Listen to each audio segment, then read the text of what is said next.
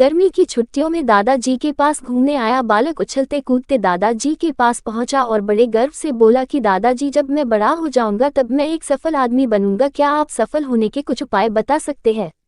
दादाजी हाँ में सर हिला दिया और बिना कुछ कहे लड़के का हाथ पकड़ा और उसे करीब की पौधशाला ले गए। वहां जाकर दादाजी ने 2 छोटे छोटे पौधे खरीदे और घर वापस आ गए। वापस आकर उन्होंने एक पौधा घर के बाहर लगा दिया और दूसरा पौधा गमले में लगाकर घर के अंदर रख दिया।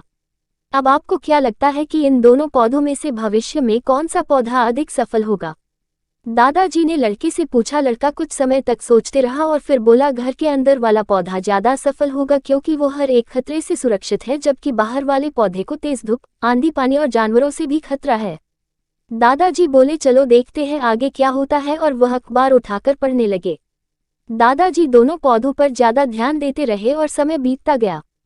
3-4 साल बाद जब एक बार फिर वह लड़का अपने माता पिता के साथ गांव घूमने आया, तब अपने दादाजी को देखा तो देखते ही बोला, दादाजी, पिछली बार मैंने आपसे सफल होने के कुछ उपाय मांगे थे, पर आपने तो कुछ भी नहीं बताया था, पर इस बार आपको कुछ बताना ही होगा।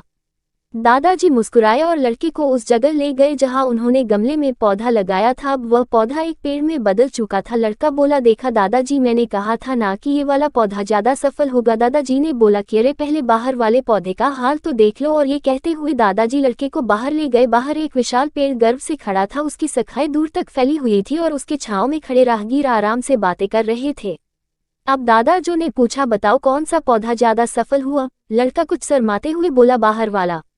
लेकिन ये कैसे संभव है? बाहर तो उसे ना जाने कितने खतरों का सामना करना पड़ा होगा।